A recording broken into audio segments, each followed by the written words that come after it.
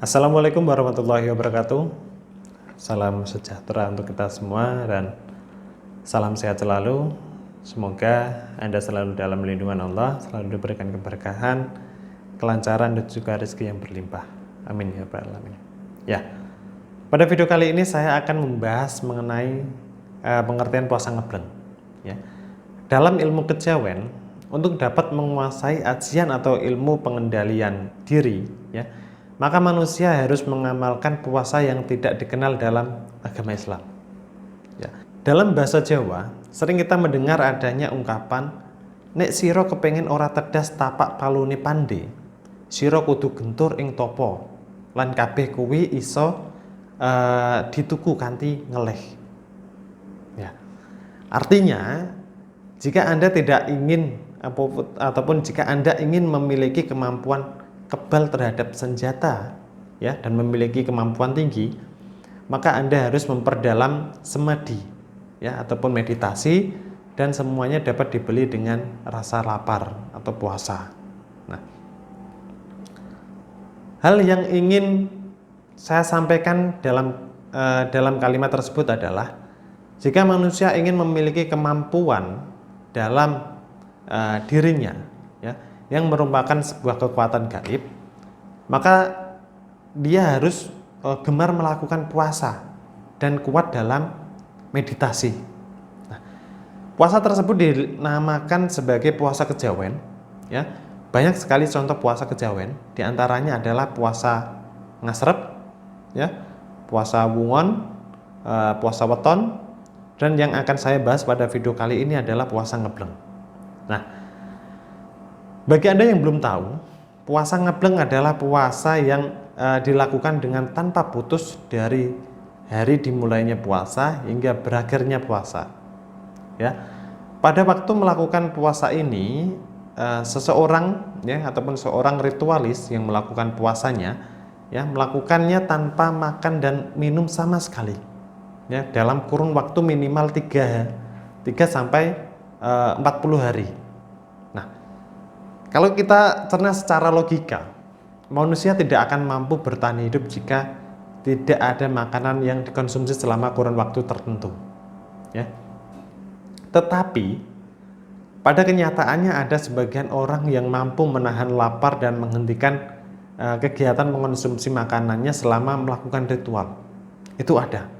Ya, dan itu biasanya dilakukan oleh para kalangan spiritualis yang benar-benar memiliki tekad dan yang bulat. Nah, penguasaan kekuatan gaib dalam diri memang akan terasa lebih cepat dengan melakukan puasa jenis ini. Ya, biasanya ini ditujukan pada seputaran ilmu yang memiliki sifat untuk kekerasan atau kekebalan, ya, pencurian dan lain sebagainya.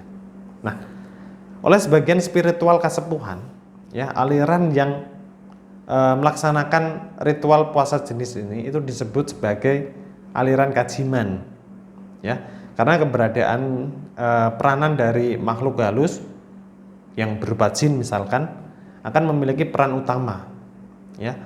Dalam aplikasinya, keberadaan makhluk halus tidak diperlakukan secara mutlak, ya, tetapi ada kalangan tertentu yang memanfaatkan makhluk halus sebagai medianya, seperti itu. Nah, menurut pendapat ilmu kasepuhan mengenai puasa jenis ini, itu dianggap sebagai puasa yang tidak benar, karena dinamakan sebagai puasa hanya berlangsung sebelum matahari terbit hingga matahari tenggelam. Jadi anggapan puasa ini kurang benar. Nah, jika melakukan puasa jenis ini, ya, ritual ataupun puasa ngebleng ini, secara pasti ilmu atau kekuatan gaib yang diambil adalah kekuatan makhluk halus, ya, bangsa jin. Ya. Ini dinilai juga dengan melakukan puasa ngebleng akan sedikit banyak menyatukan atau menjadikan diri si pelaku atau si pengamal ini menjadi separuh manusia dan separuh makhluk halus.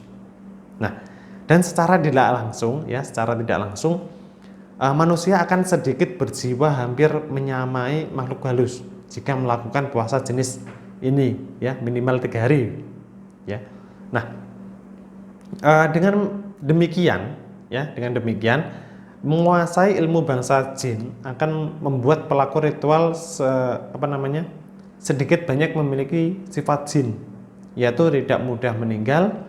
Pada akhirnya juga pelaku pada usia tua akan mengalami siksaan jiwa dan raga. Nah, kemudian membahas mengenai khasiat dan manfaat puasa ngebleng, ya. Puasa ngebleng memiliki banyak manfaat, terutama untuk meningkatkan pengasihan atau energi asih, ya.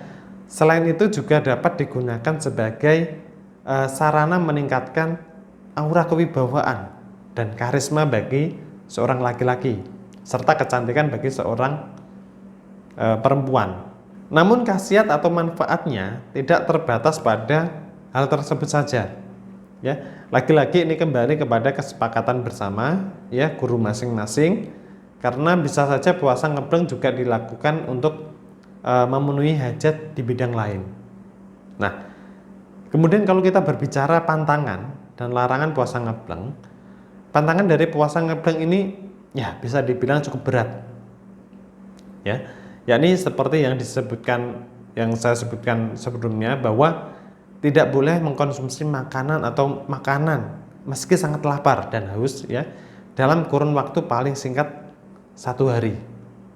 Nah, selain itu juga tidak boleh terlelap tidur dan bermimpi, ya, bermimpi indah itu tidak boleh, karena harus tetap bangun sampai sahur berikutnya, ya.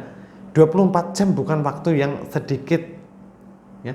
Maka dari itu orang yang ingin mengamalkannya ini butuh ketahanan fisik dan juga kekuatan yang luar biasa untuk menjalaninya. Nah, itu tadi adalah pengertian puasa ngebleng. Tata cara dan khasiatnya sudah saya sampaikan juga. Semoga bisa menambah wawasan untuk Anda. Sekian dari saya, terima kasih sudah menyimak. Jika ada kurangnya saya mohon maaf. Assalamualaikum warahmatullahi wabarakatuh. Salam sejahtera untuk kita semua.